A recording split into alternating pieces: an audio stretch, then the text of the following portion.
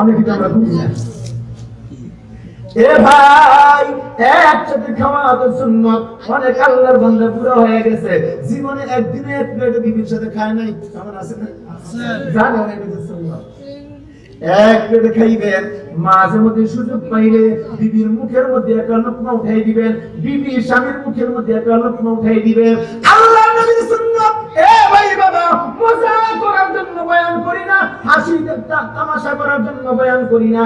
আমি যে কথাগুলি বলি আল্লাহর নবীর হাদিস থেকে কথা বলতেছি, সংক্ষিপ্ত কথা বলি, একটু খেয়াল করেন। আল্লাহর নবী বলেন, কোন স্বামী যদি তার স্ত্রীর মুখের মধ্যে লোকমা দেয়, স্ত্রী যদি স্বামীর মুখের মধ্যে লোকমা দেয়, আমার মালিক আমার আল্লাহ তাদের আলহামদুলিল্লাহ, তো আল্লাহ এত সওয়াব দিবেন, মিজান নামক পাল্লা পরিপূর্ণ হয়ে যাবে। সুবহানাল্লাহ। আর একটু জোরে বলি সুবহানাল্লাহ। সুবহানাল্লাহ। এই যে সুবহানাল্লাহ আমরা বলেছি, জানেন সুবহানাল্লাহ অর্থ কি? সবাই আমার সাথে বলেন, সুবহানাল্লাহ অর্থ হলো আল্লাহ পবিত্র। সুবহানাল্লাহ অর্থ কি? আল্লাহ পবিত্র। সবাই বলেন আল্লাহ পবিত্র। আমরা যে মাঝে মধ্যে বলি না সুবহানাল্লাহ সুবহানাল্লাহ, তাহলে কি ঘোষণা করি? আল্লাহ পবিত্র, আল্লাহ পবিত্র, আল্লাহ পবিত্র। বলেন তো, আল্লাহ ছাড়া পৃথিবীর আর কেউ পবিত্র আছে? না। সব গুনাহগার, সব গুনাহগার। বক্তার গুনাহ নাই? আছে। ইমামের আমলনামায় গুনাহ নাই? আছে। পীর সাহেবের আমলনামায় গুনাহ নাই? আছে। সব গুনাহগার। বলতে পারেন হুজুর আপনিও কি গুনাহগার? আরে গুনাহের অভাব নাই। দোস্ত, এই কথাটা আমার কথা না, আল্লাহর নবীর কথা। কুল্লু বনি আদম খাত্তাউন, এই পৃথিবীর প্রতিটা মানুষ গুনাহগার, গুনাহগার। নবীজি বলছেন, কে বলছেন? নবীজি বলছেন। আল্লাহর নবীর ঘোষণা, এই দুনিয়ার মানুষ, এই পৃথিবীর প্রতিটা মানুষ গুনাহগার। তবে মনে রাখবা, এই পৃথিবীর যদিও প্রতিটা মানুষ গুনাহগার, এই গুনাহগারদের মধ্যে এমন কিছু গুনাহগার যারা জান্নাতি গুনাহগার, আল্লাহর প্রিয় গুনাহগার, আল্লাহর পছন্দের গুনাহগার। গুনাহগার আবার জান্নাতি গুনাহগার। আল্লাহর নবী বলেন, খায়রুল খাত্তাইন আত-তাওয়াবুন, যারা গুনাহ করার পরে তওবা করে। আল্লাহর নবীর ঘোষণা, আমার উম্মত শুনো, যারা গুনাহ করার পরে তওবা করে, আল্লাহর দরবারে বলে, মালিক আমি তো অন্যায় করলাম, অপরাধ করলাম, গুনাহ করলাম, ও মালিক দয়া করে মায়া করে মাফ করে দাও, মাফ করে দাও। নবীজি বলেন, আত-তাইবু মিনাল যামবি কামান লা যামবা লা, যেই ব্যক্তি গুনাহ থেকে তওবা করলো, গুনাহ থেকে তওবা করলো, ওই ব্যক্তির আমলনামায় কোনো ধরনের গুনাহ থাকে না। সুবহানাল্লাহ। তওবা করতে পারবো ইনশাআল্লাহ? ইনশাআল্লাহ। বলে ইনশাআল্লাহ। ইনশাআল্লাহ। তওবা করব কার কাছে? আল্লাহর কাছে। মাফ চাইবো কার কাছে? আল্লাহর কাছে। ক্ষমা চাইবো কার কাছে? আল্লাহর কাছে। মাফ করার মালিক কে? আল্লাহ। বলি না আল্লাহ। আল্লাহ। আমাদেরকে মাফ করে দাও। আমাদেরকে মাফ করে দাও। দোস্ত, আল্লাহর কাছে ক্ষমা চাওয়া, এটা হলো আদম নবীর স্লোগান। আর অহংকারী করা, তাকাব্বুরি করা ইবলিসের অহংকার, এটা ইবলিসের চরিত্র। আদম নবী আল্লাহর কাছে বলছেন, রব্বানা যালামনা আনফুসানা, আল্লাহ আমি তো গুনাহ করছি, আমি নিজের উপর জুলুম করছি, আল্লাহ তাআলা মাফ করে দিয়েছেন। সুবহানাল্লাহ। আর ইবলিস বলছে, আল্লাহ আমি তো বড়, আমি আদমকে কেন সিজদা করব, আমি তো বড়। অহংকার করছে, তো আল্লাহ চিরতরে ধ্বংস করে দিয়েছে। নিজেকে ছোট মনে করতে পারবো না ইনশাআল্লাহ, মাফ চাইতে পারবো না ইনশাআল্লাহ। আল্লাহ যেন কবুল করে। আমিন। আপনাদের কষ্ট হয়নি এখন? কিছু আলোচনা চলবে না ইনশাআল্লাহ? গতকাল আমার প্রোগ্রাম ছিল ভোলা এক জায়গায় এমন প্রোগ্রাম করছি, রাত অনেক রাত, গভীর রাত। এরপরে রাত্রে তো ভোলা থেকে আসা যায় না, এক মসজিদের মধ্যে মাশাআল্লাহ সুন্দর বিছানার আয়োজন করছে। বিছানা যত সুন্দরই হোক না কেন, যদি মশা এসে বনবন করে আর ঘুমান যায়, আল্লাহর ইচ্ছায় মশাগুলির কারণে আর ঘুমাইতেই পারলাম না। যাই হোক, সকালবেলা আবার লঞ্চে উঠলাম, রাত এই দিনের ৩টার সময় সদরঘাট নামলাম, নামার পরে বাসায় আসলাম, খাওয়া দাওয়া করলাম, একটু রেস্ট নিয়ে আবার চলে আসছি। রাত্রেও ঘুম নাই, দিনেও ঘুম নাই। আর না ঘুমাইলে কণ্ঠটা জায়গা বৈশা, অবস্থা জায়গা একটু খারাপ হইয়া, যেই অবস্থায় থাকি, এখন আমি যেইভাবে কথা বলতেছি, সমস্যা নাই তো কোনো? ইনশাআল্লাহ বলে ইনশাআল্লাহ। আল্লাহ তুমি কবুল করো। দোস্ত, আল্লাহ তাআলা যেহেতু আজকে আপনাদের এখানে এনেছেন, আমরা এখানে বসছি, আমরা কিছু আমলের কথা বলবো, বলে ইনশাআল্লাহ। এ ভাই বাবা, অল্প সময় পরে আপনিও চলে যাবেন, আমিও চলে যাব। আপনি এই বাসার মধ্যে গিয়ে ঘুমাইবেন, আমিও ঘুমাইবো, বলেন ঠিক কি না? পৃথিবীর প্রতিটা মানুষ ঘুমায়, আমার মা বোনগুনিও ঘুমায়, আপনারাও ঘুমাইবেন, আমরাও ঘুমাইবো, বলি ইনশাআল্লাহ। আল্লাহ নবী, রহমতের নবী, বরকতের নবী আলী রাদিয়াল্লাহু তাআলা আনহুকে বলেন, আলী রে, এই পৃথিবীর প্রতিটা মানুষ ঘুমায়, ও আলী শোনো গো, তুমি যখন ঘুমাইবা, ঘুমের আগে তুমি কিছু আমল করে ঘুমাইবা, কিছু আমল করে ঘুমাইবা। হযরত আলী রাদিয়াল্লাহু তাআলা বলেন, নবী গো, আপনি আমাকে বলে দেন আমি ঘুমের আগে কি আমল করে ঘুমাইবো। আল্লাহর নবীর ঘোষণা, আলী রে, রাতের বেলা যখন তুমি ঘুমাইবা, ঘুমের আগে এক খতম কোরআন তেলাওয়াত করবা, ঘুমের আগে কিছু দান সদকা করে ঘুমাইবা। সহজ কাজ না কঠিন কাজ? এক খতম কোরআন তেলাওয়াত করে ঘুমাইবা, দান সদকা করে ঘুমাইবা। হযরত আলী চোখের পানি গুলি ছেড়ে দিয়ে আল্লাহর নবীর দরবারে আরজ করেন, নবী গো, আপনি তো জানেন আমি বড় ব্যস্ত মানুষ, আমি যে ঘুমের আগে এক খতম কোরআন তেলাওয়াত করব, না গো না, আমার দ্বারা তো সম্ভব না। ওগো নবী, আমি তো গরিব মানুষ, আমি যে ঘুমের আগে কিছু দান সদকা করে ঘুমাইবো, এইটা আমার দ্বারা সম্ভব না। আমি কেমন করে আপনার কথাগুলি মানবো? আমি কেমন করে মানবো? আল্লাহর নবী বলেন, আলী রে, তুমি কি জানো না আমার উম্মতের হায়াত কম, আমার উম্মতের আমল কম, কিন্তু সওয়াব বেশি। দেখ যা কুরআন মে আয়ে মুহতারাম, मुस्तफा की उम्मते खैरुल उमाम, मुस्तफा की उम्मते खैरुल उमाम। আল্লাহ নবী ডেকে বললেন, আলী রে, ঘুমের আগে তুমি একটা আমল করবা, তিনবার একটা সূরা, যেই সূরাটার নাম হলো সূরা ইখলাস, এই সূরা তুমি তিনবার তেলাওয়াত করবা, আমার আল্লাহ তোমার আমল নামায় এক খতম তেলাওয়াতের সওয়াব দিবেন। হে আলী, ঘুমের আগে তুমি চারবার সূরা ফাতিহা তেলাওয়াত করবা, আমার আল্লাহ তোমার আমল নামায় 4000 দিনার সদকা করার সওয়াব দিবেন।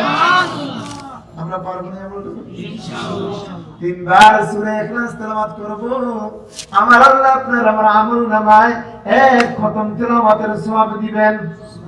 আমরা সকলে একবার তেলাওয়াত করি, বিসমিল্লাহির রাহমানির রহিম, কুল হুয়াল্লাহু আহাদ, আল্লাহুস সামাদ, লাম ইয়ালিদ ওয়া লাম ইউলাদ ওয়া লাম ইয়াকুল লাহু কুফুয়ান আহাদ। কেমন একটা সূরা তেলাওয়াত করলাম রে ভাই। আল্লাহর নবী কয়েকজন সাহাবীকে যুদ্ধের মধ্যে পাঠাইলেন, একজনকে নবীজি ইমাম বানাইলেন, তোমাকে আমি ইমাম বানাইলাম, 5 ওয়াক্ত নামাজের ইমামতি করবা। এই সাহাবায়ে কেরাম যুদ্ধের ময়দান থেকে যখন ফেরত আসলেন, বাকি সব সাহাবীরা ইমামের নামে নালিশ করে, ওগো নবী, আপনি এমন একজনকে ইমাম বানাইলেন যে ইমাম প্রত্যেক নামাজের মধ্যে যে কোনো এক রাকাতে সূরা ইখলাস তেলাওয়াত করে। ইয়া রাসূলুল্লাহ, এই নাম প্রত্যেক নামাজের মধ্যে সূরা ইখলাস তেলাওয়াত করে গো, অন্য সূরা কি পারে না নাকি জানেন না? আল্লাহর নবী তো আশ্চর্য হয়ে গেলেন, আমার সাহাবীরা তো আমি তাকে ইমাম বানাইলাম, সে তো হলো হাফিজ কোরআন, সে তো হলো হাফিজ কোরআন, পুরা কোরআন তার মুখস্থ, কেন সে প্রতি নামাজে সূরা ইখলাস তেলাওয়াত করে? যেই কোনো এক রাকাতে সূরা ইখলাস তেলাওয়াত করবেই। নবী বলেন, যাও ইমামকে ডেকে নিয়ে আসো। ইমামকে আনা হলো, ইমাম তুমি না হাফিজ কোরআন, জি ইয়া রাসূলুল্লাহ, আমি তো হাফিজে কোরআন, তাহলে তুমি প্রত্যেক নামাজে সূরা ইখলাস তেলাওয়াত করো, অন্য সূরা কি পাও না? সাহাবী বলতেছেন, ওগো নবী, আমি এই সূরা ইখলাসকে এত বেশি মহব্বত করি, এত বেশি ভালোবাসি, কারণ এই সূরা ইখলাস শুরু থেকে শেষ পর্যন্ত শুধু আমার আল্লাহ তাআলার পরিচয় বর্ণনা করে। আমার আল্লাহর পরিচয় আছে এই সূরার মধ্যে। এই সূরাকে তেলাওয়াত না করলে আমার ভালো লাগে না। যেই নামাজে আমি সূরা ইখলাস তেলাওয়াত করি না, আমার কাছে ভালো লাগে না। এই জন্য এই সূরা আমি বেশি বেশি তেলাওয়াত করি। আল্লাহর নবী একটা মুস্কি হাসি দিলেন, এইবার বলতেছেন, আমার সাহাবীরা শুনো গো, তোমাদের মধ্যে যে নাকি সূরাকে মহব্বত করবে, সূরাকে বেশি ভালোবাসবে, এই সূরা ইখলাস তোমাকে জান্নাতের মেহমান বানিয়ে দিবে। সুবহানাল্লাহ। আমরা পারবো এই সূরাটা বেশি বেশি তেলাওয়াত করতে? ইনশাআল্লাহ। বলে ইনশাআল্লাহ। ইনশাআল্লাহ। ভাই বাবা, আমি আপনাদেরকে বলে যাই, এখানে যারা আছেন অনেকেরই মা নাই, অনেকের বাবা নাই। মা বাবার জন্য দোয়া করতে হয় কি হয় না? দোয়া করা লাগে কি লাগে না?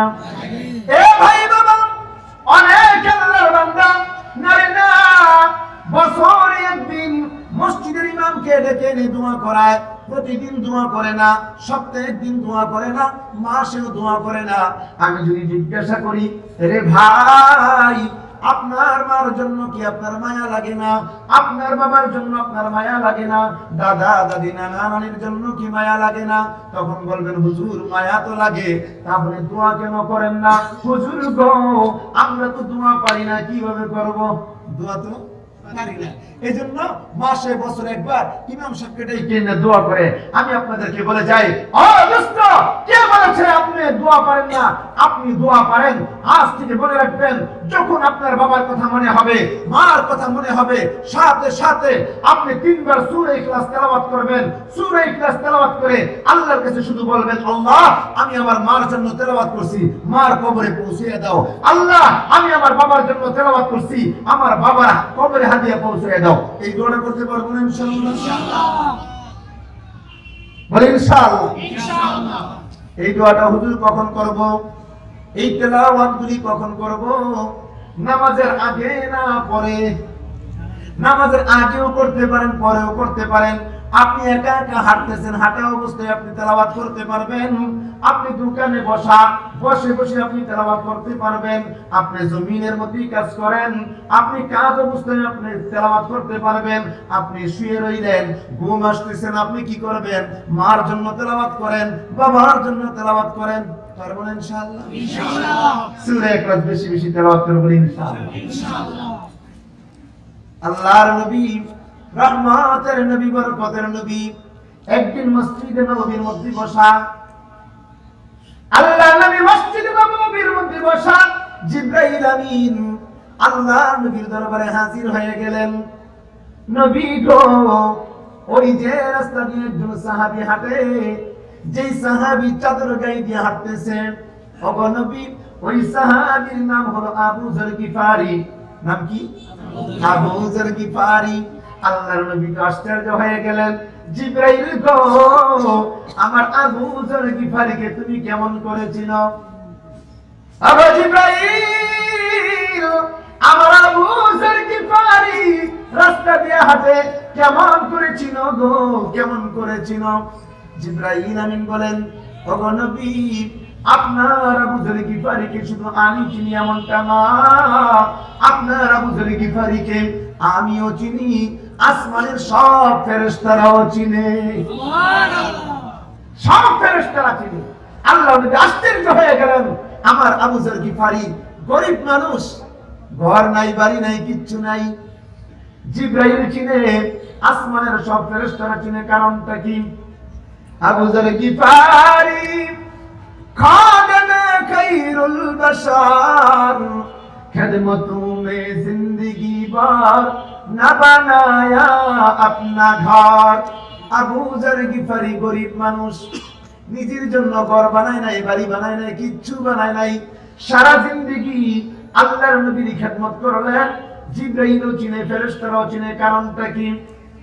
এ জিবরাইল, বলো না আমার আবু যরের এত দামটা কেন? জিবরাইল আমিন বলেন, ওগো নবী, আপনার আবু জরের দাম এত বেশি হওয়ার কারণ হলো দুইটা। কয়টা? আপনার আবু জরের দাম এত বেশি হওয়ার কারণ হলো দুইটা। এক নাম্বার, আপনার আবু জর বেশি বেশি সূরা ইখলাস তেলাওয়াত করেন। সুবহানাল্লাহ। ইয়া রাসূলুল্লাহ, দুই নাম্বার কারণ, আপনার আবু জর সব সময় নিজেকে ছোট মনে করে, অহংকারী করে না, তাকাব্বুরি করে না, নিজেকে কখনো বড় মনে করে না। আর যেই ব্যক্তি নিজেকে ছোট মনে করে, আল্লাহ তাকে বড় বানাইয়া দেয়। সুবহানাল্লাহ। দোস্ত, যদি বড় হইতে হয় নিজেকে কি করতে হবে? ছোট মনে করতে হবে। আর আমি যদি বলি না আমি তো এই হয়ে গেলাম, আমি তো সেই হয়ে গেলাম, আল্লাহ ঠাস করে নিচে বসে।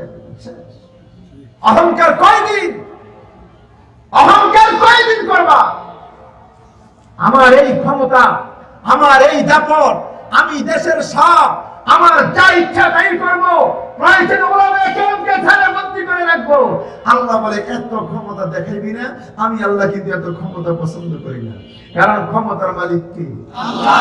আস্তে বলেন, ক্ষমতার মালিক আল্লাহ। আল্লাহ ক্ষমতার মালিক, আল্লাহ ক্ষমতার মালিক। দোস্ত, আর কেউ না, আল্লাহ ক্ষমতা। যদি ক্ষমতা দেখাইতে হয়, যদি ক্ষমতা দেখাইতে হয়, আমার আল্লাহর সাথে সম্পর্ক করো, আল্লাহ ওয়ালা হও, তারপরে তুমি ক্ষমতা দেখাইবা। এর আগে ক্ষমতা দেখানোর ক্ষমতা নাই তোমার। কিসের ক্ষমতা? এই দেশের ক্ষমতা দেখাইবে যারা আল্লাহ ওয়ালা। তা কেন জানেন? আল্লাহ ওয়ালাদের সম্পর্ক কার সাথে? আল্লাহ। এই কথা বললে হয়তো আমরা বুঝবো না। আল্লাহ ওয়ালাদের সম্পর্ক কার সাথে? বলেন না, কার সাথে? গত বছর আমাদের পুরা বাংলাদেশ সব জায়গায় অনাবৃষ্টি, বৃষ্টি নাই, ফসল নাই, মানুষের জনজীবন অতিষ্ঠ হয়ে গেছে। জায়গায় জায়গায় বৃষ্টির জন্য দোয়া হয়েছিল, হয় নাই? আপনাদের এলাকা হয় নাই দোয়া? আল্লাহ একটু রহমতের বৃষ্টি দাও, আর তো থাকতে পারি না। কিন্তু বৃষ্টি তো হয় না, বৃষ্টি। দোস্ত, একবার প্রেসিডেন্ট জিয়াউর রহমান, ওনার আমলে দেশের অবস্থা এমন, পুরা দেশে বৃষ্টি নাই, ফসলের জমিনগুলি শুকাইতে চৌচির হয়ে গেছে, মানুষের জীবন অতিষ্ঠ হয়ে গেছে। তখন প্রেসিডেন্ট জিয়াউর রহমান চিন্তা করলেন, দোয়ার দরকার, নামাজের দরকার। আরে আমাদের দোয়ায় তো কাজ হবে না, আমাদের নামাজে তো কাজ হবে না, একজন আল্লাহর ওলির কাছে যাই। চলে গেলেন কামরাঙ্গীর চর হাফিজ জিহুদুর রহমাতুল্লাহ আলাইহি, ওনার মাদ্রাসার মধ্যে চলে গেছেন। বলতেছেন, হুজুর দেশের মধ্যে বৃষ্টির প্রয়োজন, যদি আপনি আসেন, একটু নামাজ পড়েন, একটু দোয়া করেন, আপনার সাথে সম্পর্ক আল্লাহ, আপনার দোয়া আল্লাহ কবুল করবেন, আল্লাহ বৃষ্টি দিয়ে দিবে। আল্লাহর ওলি বলছেন, ঠিক আছে, আগামীকাল আসতেছি পল্টন ময়দানে। তারপরের দিন সকাল 10টা পল্টন ময়দানের মধ্যে প্রেসিডেন্ট জিয়াউর রহমান উপস্থিত, প্রধানমন্ত্রী উপস্থিত, মন্ত্রী এমপি আছেন, পুলিশ প্রধান, র্যাব প্রধান, সেনাবাহিনী প্রধান, নৌবাহিনী প্রধান, সমস্ত সচিব, উপসচিব, ভিআইপি লোকগুলি পল্টন ময়দানের মধ্যে ভরপুর। আল্লাহর ওলি তখন আসছেন। দোস্ত, আল্লাহর ওলি তো আসছেন। আল্লাহর ওলিকে কেউ বলবে হুজুর নামাজ পড়ান, আরে এই ক্ষমতা তো কারো নাই। একজন ইমামকে অর্ডার করবে, হুজুর সময় হয়েছে নামাজ পড়ান। অনেক মসজিদে হয় না এমন? কিছু কিছু মানুষ, কিছু কিছু মুসল্লি বললে রাগ করবেন আপনারা? বলবো আমি, কিছু কিছু পাবলিক, কিছু কিছু মুসল্লি, কিছু কিছু আমার মতো মানুষ, এরা কাপুরুষ, এরা বাহিরে পারে না, সমাজে পারে না, ঘরে গিয়ে বউরে পিটায়। আছে না নাই? যার মধ্যে বউ পিটানোর রোগ আছে, মনে রাখবেন তার মতন এরকম হীনমন্যকর মানুষ, সে হলো কাপুরুষ। আছে না বউ পিটানোর রোগ? বউরে মারে খেলে, কারোর সাথে পারে না, সমাজে একদম কথাই বলতে পারে না, বন্ধুদের সাথে কথা বলতে পারে না, বউয়ের কাছে গিয়ে একদম বাহাদুর হয়ে যায়। আবার কিছু কিছু আল্লাহর বান্দা সমাজে কোথাও তার জায়গা হয় না, মসজিদের মধ্যে গিয়ে নেতাগিরি শুরু করে দেয়, ইমাম সাহেবকে ধমক দেয়, মুয়াজ্জিনকে ধমক দেয়, খাদেম তো কথাই নেই। রাগ করবেন আপনারা? বলুন এখন আপনারা মসজিদের মধ্যে আমরা বলি ইমাম, কিন্তু ইমামের সাথে ইমামের ব্যবহার করি না। ইমাম মানে লিডার, ইমাম মানে নেতা। আল্লাহর ঘরে মসজিদে ইমাম যিনি, তিনি নেতা। আমরা ওনার পিছনে নামাজ পড়ি, উনি যতক্ষণ পর্যন্ত দাঁড়ায় থাকে আমরা ততক্ষণ দাঁড়ায় থাকি, উনি যতক্ষণ রুকু করে আমরা ততক্ষণ রুকু করি, উনি যতক্ষণ সিজদার মধ্যে থাকে আমরা ততক্ষণ সিজদার মধ্যে থাকি। আমি আবার ওনাকে কিভাবে অর্ডার দিই? মাঝে মাঝে দুঃখ লাগে। হ্যাঁ, সভাপতি, সেক্রেটারি, ক্যাশিয়ার, কমিটির লোক প্রয়োজনে প্রয়োজনে ইমাম সাহেবকে বলবে, কথা বলবে, তবে আদবের সাথে বলতে হবে, আদবের সাথে বলতে হবে। আমি তো প্রায় জায়গায় বলি, আরে মসজিদের কমিটি যারা, তারা তো এত দামি হয়ে গেলেন, আল্লাহ তাআলা কবুল করলেন, এই পৃথিবীর শ্রেষ্ঠ ঘরের দায়িত্ব আল্লাহ তাদেরকে দিয়েছেন। তারা যদি ঠিকমতো দায়িত্ব পালন করে, আল্লাহ তাআলা দুনিয়ার মধ্যে যেমন সম্মান দিয়েছেন, আখিরাতে আল্লাহ তাদেরকে তেমন সম্মান দিলেন। কিন্তু আমি যদি দায়িত্ব পাইয়া এইবার ইমামের উপর জুলুম শুরু করে দেই, মুয়াজ্জিনের উপর জুলুম শুরু করে দেই, কেউ দেখে না, কেউ দেখে না, কে দেখেন? আল্লাহ। কেউ জানে না, কে জানেন? আল্লাহ। কেউ শুনে না, কে শুনেন? আল্লাহ। ও দোস্ত শুনেন, আল্লাহর নবীর হাদিসটা আমি আপনাদেরকে শোনায় যাই। আমি সামনে একটা অন্য বিষয়ে একটা কথা বলবো, তবে সংক্ষিপ্ত সময়ে কথা বলবো, লম্বা আলোচনা আমি করব না। ও দোস্ত, আল্লাহর নবীর ঘোষণা, ওই মুসল্লি দামি মুসল্লি, ওই মুসল্লি আল্লাহর প্রিয় মুসল্লি, ওই মুসল্লি জান্নাতের মুসল্লি, যেই মুসল্লির উপর ইমাম খুশি, ওই মুসল্লির উপর আমার আল্লাহ খুশি। এখন আমরা কেমন মুসল্লি হবে একটু চিন্তা করি। ওই মুসল্লি নিকৃষ্ট মুসল্লি, ওই মুসল্লির উপর আল্লাহ বেজার, যে মুসল্লির উপর ইমাম বেজার। এখন কেমন ভাবে চলবো একটু চিন্তা করি। অবস্থ আপনারা এমন হয়ে যায়, আমরা যেন এমন হয়ে যাই, আমিও কিন্তু মুসল্লি, আমি এক মসজিদের ইমাম ঠিক আছে, আবার আরেক মসজিদের মুসল্লি না। আমি যেই মহল্লায় থাকি, আমার যেই মহল্লা, আমার বাড়ি ঢাকা পুস্তকলা রাজাবাড়ি, ওইখানে আমার বাড়ি। গত বছর বাড়ি কেনার পরে রমজান মাস, আগে তো বাসা ভাড়া ছিলাম, ভাড়া থাকতে আর কিছু বুঝি নাই। এখন রমজান মাস আইসা বলছে, হুজুর তারাবির টাকা দেন। কত দিতে হবে? হুজুর এত টাকা দিলাম। হুজুর ইমামের বেতন দিতেছি, এইটা সেটা। আমি ঘটনাকে আগে তো এগুলো লাগছে না, হুজুর আগে তো আপনি ভাড়া ছিলেন, এখন তো বাড়িগুলো সব লাগবে। আমি যদি আরেক মসজিদের ইমাম, কিন্তু যেই মহল্লা আমি থাকি, এই মহল্লার কি আমি মুসল্লি? আমি তো মুক্তাদি, আমি মুক্তাদি না। অদস্ত শুনেন, আল্লাহ যেন আমাদেরকে এরকম মুক্তাদি বানায়। অদস্ত ২৫০০ এক মাহফিলের মধ্যে গিয়েছিলাম, যাওয়ার পরে একজন ইমাম, ওনার বাড়ি হলো সিলেট, আইসে আমার হাত ধরছে, হাত ধরে কান্না শুরু করে দিচ্ছেন, কান্না শুরু করে দিচ্ছেন, কাঁদতেছেন আর বলতেছেন, হুজুর আমার কয়েকজন মুসল্লি, হুজুর আমার কয়েকজন মুসল্লি। আমি মনে মনে চিন্তা করলাম, মুসল্লিরা মনে হয় অনেক খারাপ, ইমামকে কষ্ট দেয়, ইমামকে দুঃখ দেয়, ব্যথা দেয়। ইমাম সাহেব কান্না করতেছেন। আমি বললাম, হুজুর আপনার মুসল্লিরা এত খারাপ, আপনি কান্না করতেছেন? বলে, না হুজুর, আমার মুসল্লিরা খারাপ না তো, আমার মুসল্লিরা অনেক ভালো, অনেক ভালো। তো কান্না করেন কেন? হুজুর আনন্দের কান্না, হুজুর খুশিতে কাঁদতেছি। আরে কি খুশি? হুজুর আলহামদুলিল্লাহ, আলহামদুলিল্লাহ, সব মুসল্লি সমান না, সবের অর্থনৈতিক অবস্থাও সমান না, তবে আমার কয়েকজন মুসল্লি আল্লাহ তাআলা এদেরকে অর্থ সম্পদ দিয়েছেন, আল্লাহ তাআলা এদেরকে সম্পদের মালিক বানাইছেন, অর্থের মালিক বানাইছেন। হুজুর এই মুসল্লিরা বুঝে, এই মুসল্লিরা জানে, আমি যেই বেতন পাই, এই বেতন দিয়ে আমার সন্তানকে আমি ইলিশ মাছ খাওয়াইতে পারবো না। আমার কয়েকজন মুসল্লি, এরা যখন বাজারে যায়, এরা যখন ইলিশ মাছ কিনে, আস্তে করে আমার জন্য আলাদা একটা ইলিশ মাছ কিনে আমার বাসার মধ্যে পাঠাই দেয়। হুজুর আমার কয়েকজন মুসল্লি, এরা জানে, এরা বুঝে, আমি যে বেতন পাই, এই বেতন দিয়ে আমার সন্তানদেরকে আমি ফল ফুড খাওয়াইতে পারবো না। আমার মুসল্লিরা বাসার জন্য অনেক বেশি ফল কিনে আমার জন্য ছোট্ট একটা প্যাকেট বাসায় পাঠিয়ে দেয়। হুজুর আমার মুসল্লিরা জানে, এরা বুঝে, আমি যে বেতন পাই, এই বেতন দিয়ে আমার সন্তানদেরকে আমি তো গরুর গোশত কিনে খাওয়াইতে পারবো না, কিন্তু আমার মুসল্লি কয়েকজন আছে, এরা হুজুর যখন বাসার জন্য গরুর গোশত কিনে আমার জন্য ছোট্ট একটা প্যাকেট বাসায় পাঠিয়ে দেয়। দোস্ত দোয়া কি আবার করা লাগবে নাকি? দোয়া কি আর করা লাগবে? ও দোস্ত শুনেন, আমি আপনাদেরকে বলে যাই, আমরা যখন মারা গেলে, মানুষ মারা গেলে ইমাম সাহেবের কাছে যাই, হুজুর আমার বাবা মারা গেছে, একটু দোয়া করেন, আপনাকে 100 টাকা দিলাম, 200 টাকা, 500 টাকা দিয়ে বলে দোয়া করার জন্য, বরং বলে কি বলে না? ও দোস্ত, এই টাকার বিনিময়ের দোয়া কতটুকু কবুল হবে আমি ওই মাসআলার দিকে এখন গেলাম না, শুধু আপনারা নিজে নিজেই বুঝবেন।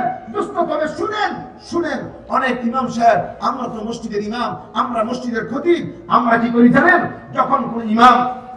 যখন কোন মুসল্লি দুনিয়া থেকে বিদায় হয়ে যায়, যখন শুনি আরে অমুক হাজি দুনিয়া থেকে বিদায় হয়ে গেলেন, আমার অমুক ভাই দুনিয়া থেকে বিদায় হয়ে গেলেন, সাথে সাথে আমরা মসজিদের মধ্যে দোয়ার আয়োজন করি, সাথে সাথে মাদ্রাসার তালিবুল ইলম ছাত্রদেরকে নিয়ে আমরা কোরআন তেলাওয়াত আরম্ভ করে দেই। ও দোস্ত বলতে পারেন আমরা কেন করি? করার কারণ হলো এই হাজী সাহেব, আমার এই মুসল্লি ভাইরা দুনিয়াতে যতদিন জীবিত ছিলেন আমাদের সাথে সুন্দর ব্যবহার করেছেন, সুন্দর সম্পর্ক রেখেছেন, সুন্দর ব্যবহারের কারণে, সুন্দর সম্পর্কের কারণে আমাদের কাছে আর দোয়া চাইতে হয় না। মৃত্যুর খবর শোনার সাথে সাথে আমরা দোয়ার আয়োজন করি, বলেন ঠিক না?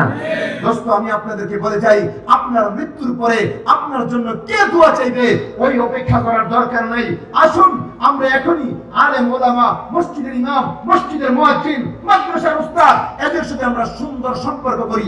আল্লাহ যেন আমাদেরকে কবুল করেন। জোরে বলতে পারবো না আমিন? আর জোরে বলি আমিন। আল্লাহ যেন কবুল করেন। ও দোস্ত আমি যেই কথা বলতেছিলাম, আল্লাহর ওলি হাফিজি হুজুর রাহমাতুল্লাহি আলাইহি, ওনার কাছে গেলেন প্রেসিডেন্ট জিয়াউর রহমান, হুজুর আপনি আসেন, আপনি দোয়া করবেন। আল্লাহর ওলি পল্টন ময়দানে আসছেন, প্রেসিডেন্ট উপস্থিত, সমস্ত নৌবাহিনী, সেনাবাহিনীর প্রধান, মন্ত্রী, এমপি সকলে উপস্থিত, কিন্তু কেউ বলবে হুজুর আপনি নামাজ পড়ান না, রে না, ইমামকে অর্ডার দেওয়া যাবে না, হুজুর যা ইচ্ছা তাই করবেন। প্রেসিডেন্ট আস্তে আস্তে হুজুরের কাছে গেলেন, যাওয়ার পর বলতেছেন হুজুর আজকে কি নামাজ হবে? আজকে কি সালাতুল ইস্তিসকা, বৃষ্টির নামাজ হবে? আল্লাহর ওলি বলেন না, আজকে নামাজ হবে না, আজকে নামাজ হবে না। প্রেসিডেন্ট কিচ্ছু বললেন না, ইমাম সাহেব যা বলবেন তাই। হুজুর তাহলে কি হবে? আজকে শুধু আল্লাহর কাছে একটু কথা বলবো, আজকে শুধু আল্লাহর কাছে একটু দোয়া করব, দেখি না আল্লাহ তাআলা কি করেন। আরে আল্লাহ ওয়ালাদের কথা কেউ শুনে না, কে শুনেন? আল্লাহ। जो तू मेरा तू सब मेरा, जो तू मेरा तू सब मेरा, फलक मेरा ज़मीन मेरी, अगर एक तू नहीं मेरा तो कोई शई नहीं मेरी, अगर एक तू नहीं मेरा तो कोई शई नहीं मेरी। যার জন্য আল্লাহ, তার জন্য আসমান, তার জন্য জমিন, তার জন্য পুরো পৃথিবী, বলেন ঠিক কি ঠিক না? তিনি বললেন না রে না, আজকে আমি নামাজ পড়বো না, আজকে শুধু আল্লাহর কাছে একটু দোয়া করবো। আল্লাহর ওলি আল্লাহর দরবারে হাত উঠাইলেন, হাত উঠাইয়া মালিকের দরবারে বললেন, ওরে মালিক, আয় আল্লাহ তোমার দরবারে হাত উঠাইলাম, আমি গোলাম তোমার দরবারে হাত উঠাইলাম, বৃষ্টির প্রয়োজন, ও মালিক তুমি বৃষ্টি দাও। দোয়া করতে দেরি হলো, আমার আল্লাহ রহমতের বৃষ্টি দিতে দেরি করে না। আল্লাহ ওয়ালাদের ডাক শুনেন কে? আল্লাহ। কে শুনেন? আর সেই আল্লাহ ওয়ালাদের সাথে যদি কেউ বেয়াদবি করে, এই আল্লাহ ওয়ালাদেরকে কেউ যদি কষ্ট দেয়, আল্লাহ খুশি হয়ে যাবেন, তাই না?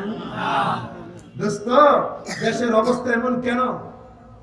দোস্ত আমি কোনো রাজনৈতিক আলাপ কোথাও করি না, কারণ একজনের এক তবিয়ত, আমি রাজনীতি করি না, পারি না, কিন্তু রাজনীতি করা খারাপ এইটাও বলি না, রাজনীতি করতে হবে, রাজনীতি করতে হবে, কিন্তু আমি পারি না। তবে আমি আপনাদেরকে একটা কথা বলি, গত কয়েক মাস আগে আপনারা কি বলছেন জানি না, আমি বলেছিলাম যারা বর্তমানে ক্ষমতার মধ্যে আছে আগামী 40 বছর এদেরকে ক্ষমতার চেয়ার থেকে কেউ নামাইতে পারবে না, আমি বলেছি। কিন্তু হঠাৎ করে এমন অবস্থাটা হয়ে গেল কেন? এমন অবস্থাটা হওয়ার কারণ হলো আলেম ওলামাদের সাথে বেয়াদবি। এমন অবস্থাটা হওয়ার কারণ হলো আলেমদের উপর জুলুম করা। এজন্য দোস্ত আমি আপনাদেরকে বলে যাই, কে কি হবে ওইটা দেখার দরকার নাই, আমরা যেন কখনো আলেম ওলামাদের সাথে বেয়াদবি না করি, কারণ আলেম ওলামাদের সাথে বেয়াদবি করব তো আল্লাহ সহ্য করবে না, আল্লাহ সহ্য করবে না। রাগ করছেন আপনারা? দোস্ত, ক্ষমতার মালিক একজন, বলেন নাকি আল্লাহ। আরো ধরে বলেন কে? আল্লাহ। আল্লাহ কাউকে মারার জন্য আল্লাহর কিচ্ছু লাগে না। আরে দেশের এমন পরিস্থিতি, এত পরিবর্তন, কোন বাহিনীর প্রয়োজন হয় নাই, কোন দলের প্রয়োজন হয় নাই, ছোট্ট ছোট্ট কয়েকটা নাবালক বাচ্চার কারণে হয়ে গেছে। নাকি এরা কোনো বড় দলের কিছু ছিল? কোন বাহিনী ছিল? আল্লাহর ফেরেশতার মতো পাঠিয়ে দিয়েছে আবাবিলের দল, আবাবিল। দোস্ত, মনে রাখতে হবে ক্ষমতার মালিক আল্লাহ। এই জন্য আমাদের সম্পর্ক করতে হবে কার সাথে? বলেন আল্লাহর সাথে সম্পর্ক করতে হবে, আল্লাহর সাথে সম্পর্ক করতে হবে। আল্লাহর সাথে যদি সম্পর্ক করতে পারি, আল্লাহ তাআলা দুনিয়াতে শান্তি দিবেন, পরকালে মুক্তি দিবেন। আরে আল্লাহ তাআলার কাছে আল্লাহ কাউকে ধ্বংস করতে হলে কিচ্ছু লাগে না, কিচ্ছু লাগে না। মুসলমান, আমরা ইমানদার, আমরা মুসলমান, আমাদের সবচেয়ে বড় হাতিয়ার, আমাদের সবচেয়ে বড় অস্ত্র একটা আছে। আমাদের একটা অস্ত্র আছে, বলবো অস্ত্রটার নাম কি? ভয় পাবেন আপনারা? আমাদের কিন্তু একটা অস্ত্র আছে। এই অস্ত্র দিয়ে যদি আমরা সামনে অগ্রসর হই, কেউ সামনে আসতে পারবে না। বলবো অস্ত্রটার নাম কি? অনেকে ভয় পেতেছে। বলবো আমাদের অস্ত্রের নাম লা ইলাহা ইল্লাল্লাহ। আর বলুন লা ইলাহা ইল্লাল্লাহ। আমাদের অস্ত্র হলো লা ইলাহা ইল্লাল্লাহ। ও দোস্ত, ইব্রাহিম নবীকে যখন আগুনের মধ্যে ফেলে দেয়, ইব্রাহিম নবী আগুনের মধ্যে পড়ে যাবেন, আগুন ধাও ধাও করে জ্বলতেছে। ইব্রাহিম নবী চিন্তা করলেন, না না, কেউ বাঁচাইতে পারবে না, কেউ বাঁচাইতে পারবে না, তবে আমার আল্লাহ তো বাঁচাইতে পারবেন। ইব্রাহিম নবী আগুনের মধ্যে পড়তে যাচ্ছেন, ইব্রাহিম নবী বলতেছেন লা ইলাহা ইল্লাল্লাহ, লা ইলাহা ইল্লাল্লাহ। আল্লাহ তাআলা জিবরাইল আমিনকে পাঠিয়ে দিলেন, ও জিবরাইল যাও, আমার বন্ধু আগুনে পড়ার আগে আগে আগুন থেকে জান্নাতের বাগান করে দাও। সুবহানাল্লাহ। নমরুদ দেখতেছে আগুন, ফেলে দিবি ইব্রাহিমকে, আরে আগুনে পড়ে ছাই হয়ে যাবে। ইব্রাহিম নবী যখন আগুনের মধ্যে পড়লেন, কেমন আগুন এটা, আবার কেমন আগুন, এমন আগুন যে আগুনের মধ্যে ঠান্ডা লাগে না, গরম লাগে না, মজা আর মজা, ক্ষুধা লাগে না, তৃষ্ণা লাগে না, পেশাবের বেগ হয় না, পায়খানার বেগ হয় না, এত মজা, এত মজা। এইবার ইব্রাহিম নবী চিন্তা করলেন, না রে না, এই আগুন থেকে আমি কোনোদিন বের হব না, আগুন থেকে আমি কোনোদিন বের হব না। একদিন, 2 দিন, 10 দিন, মতান্তরে 40 দিন পর আল্লাহ তাআলা হুকুম করলেন, আমার খলিল ইব্রাহিম গো, আগুন থেকে তুমি বের হও। ইব্রাহিম নবী যখন আগুন থেকে বের হলেন, নমরুদের সামনে গেলেন। নমরুদ আশ্চর্য হয়ে গেল, ও ইব্রাহিম, আমি যে তোমার জন্য আগুন বানাইলাম, আমি আগুন জ্বালাইলাম, আগুনের মধ্যে নিক্ষেপ করলাম, আগুন কি তোমাকে বুঝতে পারে নাই? না রে না, আগুনের কোনো ক্ষমতা নাই, আমার আল্লাহ আমাকে বাঁচাইলেন, আগুনের ক্ষমতা নাই, সব ক্ষমতার মালিক আল্লাহ। এইবার নমরুদ কি করলো? আসমানের দিকে তীর নিক্ষেপ করলো। লম্বা কথা ছোট্ট করে বলি, আসমানের দিকে তীর নিক্ষেপ করলো। আল্লাহ তাআলা ওই তীরের মাথার মধ্যে একটু লাল রং লাগাই দিলেন, রক্ত লাগাই দিলেন। এইবার নমরুদ তো খুশি হয়ে গেল, আল্লাহকে মেরে ফেললাম, ইব্রাহিম তোমাকে বাঁচানোর আর কেউ নাই, কেউ নাই, কেউ নাই, আর কেউ নাই। ইব্রাহিম, এইবার তোমাকে মেরে ফেলবো, তোমার সাথে যুদ্ধ করবো। ইব্রাহিম নবী বলেন, আমার সাথে যুদ্ধ করবো কাহা? ইব্রাহিম নবী আল্লাহর কাছে বলছে, আল্লাহ, নমরুদ দেখে আমার সাথে যুদ্ধ করবে, আমি কি করব? আল্লাহ বলেন, যাও, মাঠে যাও, যুদ্ধ করো। আল্লাহ, আমি কি একা, সাথে কেউ নাই, নমরুদের সাথে বাহিনীর অভাব নাই, আমি কি পারবো? আল্লাহ বলেন, ইব্রাহিম ভয় করিও না, আমি আল্লাহ তোমার সাথে সৈন্য পাঠাই দিচ্ছি, আমি আল্লাহ সৈন্য পাঠাইব, তুমি ময়দানে যাও। ইব্রাহিম নবী ময়দানের এক পাশে ইব্রাহিম নবী, আরেক পাশে নমরুদ, বিশাল বাহিনী নিয়ে উপস্থিত। ইব্রাহিম নবী একা একা, নমরুদ বলতেছে, ইব্রাহিম তোমার সৈন্য কোথায়? আল্লাহ, আমার সৈন্য কোথায়, সৈন্য পাঠাও। আল্লাহ বলছেন, পাঠাইছি তো, কোথায়? এই যে কয়েকটা মশা, মশা। ইব্রাহিম নবীর ঈমান দেখেন কেমন, ইব্রাহিম নবী মশা দেখে খুশি হয়ে গেছেন। কারণ আল্লাহ বলছেন সৈন্য, মশা দেখে খুশি হয়ে গেছেন। ও নমরুদ, আল্লাহ তো মশা পাঠাইছে। নমরুদ, তুই মশা, এগুলি তো ডলা দিলেই শেষ, এগুলি ডলা দিলেই শেষ। আল্লাহ তাআলা এমন মশা পাঠাইলেন, এমন মশা পাঠাইলেন যে এক মশা একজনের জন্য যথেষ্ট। আল্লাহর কি অস্ত্র লাগে? আরে আল্লাহ তো মশাও লাগে না, কিচ্ছু লাগে না। আল্লাহ শুধু বলবেন কোন ফায়াকুন, ধ্বংস হয়ে যাবে। এজন্য গোলামি করতে হবে কার? আল্লাহ। বলি গোলামি করতে হবে কার? আল্লাহ। আল্লাহ যেন আমাদেরকে আল্লাহর গোলাম হিসেবে কবুল করেন। আমিন। ও দোস্ত শুনেন, লম্বা আলোচনা না, অল্প কয়েকটা দিন যদি মালিকের গোলামি করতে পারি, কয়েকটা দিন, বেশি দিন না দোস্ত, বেশি দিন সময় আপনিও পাইবেন না, আমিও পাইবো না। কয়েকটা দিন যদি মালিকের গোলামি করতে পারি, আপনিও কবরে যাবেন, আমিও কবরে যাব। আল্লাহ তাআলা বলেন, যারা দুনিয়াতে আমি মালিকের গোলামি করবে, কবরে আসার সাথে সাথে আমি আল্লাহ ঘোষণা করব আমার বন্ধু কবরে চলে আসছে। সুবহানাল্লাহ। দুনিয়াতে করব গোলামি আর আল্লাহ ঘোষণা দিবেন আমার বন্ধু কবরে চলে আসছে। আল্লাহর বন্ধু হতে চাই না আমরা? ইনশাআল্লাহ। আল্লাহ তুমি কবুল করো, বলি আমিন। আর আসলে বলি না আমিন। এ ভাই বাবা শুনেন, শেষ কথা, সময় তো বেশি হয় না নাকি? এরে ভাই, আমরা পৃথিবীর গভীরে মানুষ সুখ চাই, শান্তি চাই না?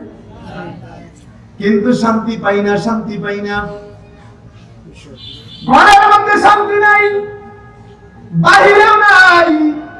এ ভাই বাবা, আমি আপনাদেরকে বলে যাই, এখানে আমরা যারা আছি, আমি যদি আপনাদের থেকে বলি কার কার ঘরের মধ্যে শান্তি আছে, হাত উঠান।